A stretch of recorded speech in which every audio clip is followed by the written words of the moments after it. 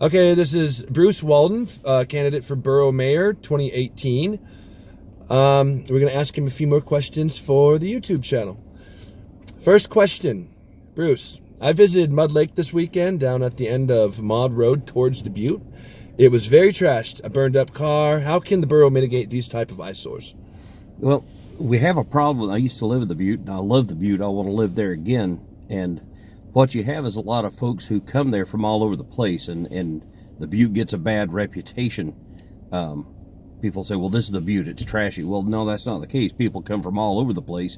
They go there, they camp, they trash the place, and they leave a mess. You see a lot of metal junk laying around, cars that have been burned, and like you were saying earlier, springs and junk like that. Those can actually all be brought out of there, and there are junkyards that'll take the stuff off your hands and it's melted down, and there's a market for it. I'm not saying that I want to see people bring their trash in so that we can take advantage of that market, but as it is there, that's one way to get rid of it. We look around, even where we're sitting right here, I see plastic and junk laying all over the place.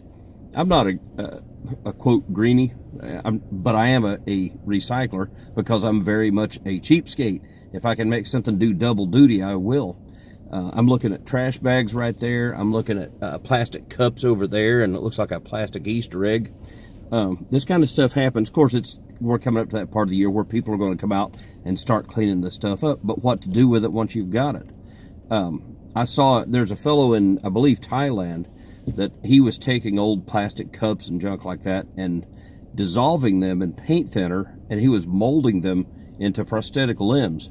Because there are a lot of people in Thailand, they don't make a lot of, they can't buy a bionic, $6 million man leg, but they can buy a simple little plastic prosthetic.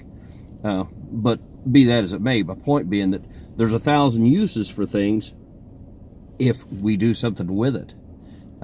My sister, she sent a video to me of this weird machine they got out there that actually, it's robotic, and it runs up and down the rivers and just gathers up garbage that's floating around in there. And I'm looking at all that garbage and saying, I could use that, I could use that, I could use that. It could all be turned into something else. It could be repurposed. But that's not the place of the borough to finance that, because you got a Valley Recycling Center right over here. They can do it, and they should be doing it. We can help them, but we definitely don't need to be taking people's tax money for something like that. But we can lead to make something like that happen. And if we do it, it's like I keep saying, we can lead the state. The next borough will say, well, that's a good idea. We can do that too. And you continue on like that. Next thing you know, you got clean everywhere. So, All right. So an issue that's probably going to be touched on, the cannabis industry has recently emerged into the spotlight, and it's kind of almost everywhere. What is your position on this issue? I've never smoked pot. I've never been drunk or high. Well, that's not exactly true. I had to have a heart operation here a few years ago, and they had me on morphine. And when I was looking at the machinery, the electronics, and saw steam and ghosts coming out of the machinery, I knew that wasn't right, and I wasn't okay with that. But I've never used any of that, and I can't really speak from personal experience because, like I said, I've never even been drunk. I liked what the president had to say here a while back, that we have done a very poor job, those in my own generation, of extolling the virtues of living a straight and sober life. We need to do better at that. That being said, it is now the law of the land. The people voted for it, and cannabis is now legal. I personally have no problem with medicinal marijuana. I'll never say never. I experienced a lot of pain as a soldier. Who knows what I might have to do in the future. That being said, however, I hope I'll never get to that place. But if that's the other person's thing, we look here at the valley. We're sitting here right now in the MatSu Valley. This used to be the breadbasket for the state. Now it's like the pot garden for the state. That kind of hurts my pride, to be honest with you, that we're at a place where that's our industry. There's so much more industry out there. I'm not going to go after the industry and try to shut it down because, like I said, the people voted for it. But if the people vote against it at some future date, you better know I'd go after it. As for myself personally, I don't really care what the other guy does. But when we see things, we hear that, well, just to be totally straight, they say, well, it's not a gateway drug. That's probably true. And I've seen people who were on hard drugs get off of hard drugs by going to pot. However, as was pointed out, I was listening to the radio the other day, and a lady said that it may be true that not everybody that gets on pot goes on to other things, but you see people that are on really hard drugs, a lot of them started there. Okay. My point being, there is a lot of positive in just never starting that stuff. I watched my brothers drink themselves to death. 2 of my brothers drank and smoked themselves to death.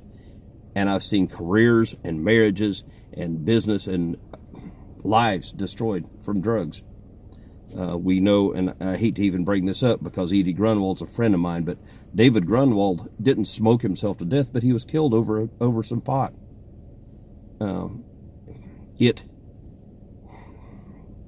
It's a thing that we have to be very careful with.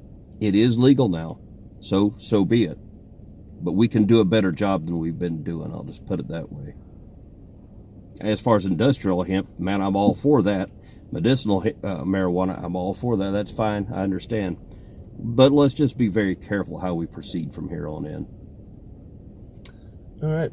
So how about public transportation? How can we improve that in the MatSu borough? I don't think it's the borough's place to really get involved in public transportation. We got the Valley Mover. I would love to see us make it easier for them to do what they do. The governor's talking about this high-speed rail in Anchorage. We've got a rail that goes into Anchorage. You don't need to set another, put up another set of rails because, well, we want this one to be narrow gauge. Why? You've already got a set of rails there. Just put a track, put like the commuter rail that we used to have, the whistle stop train or the flag stop train. If you're going to do something, do that. But we've already got buses that roll in. Let's face it, trains are more economic than buses, but you're not going to get... You've got 20,000 commuters every day that go into Anchorage, and I'm one of them. And out of that 20,000, you could expect to see at least 10,000 cars. Alaskans, and I'm one of them, like our cars. When I get off of work, I don't want to go get on a bus and wait around, then go over here and catch another bus and then leave. There are people that'll do that, but not everybody's going to do that. I am a firm believer in public transportation if it can be afforded, but that's something for the industry itself to develop. Now, when we look at the Glen Highway and the Parks Highway and the fact that somebody sees a soda pop can by the side of the road and they have to stop and take a look at it because they've never seen anything like that before, or you see a wreck and hopefully you'll get to see somebody dead, because that's cool, right? Because we're a nation of voyeurs, and it's disgusting to me. Having been to combat, it's not that big of a thrill to see beheaded people. But when we see these things and somebody stops, and then everybody has to stop. And one time I remember, more than once, sitting 3 hours in traffic trying to get home.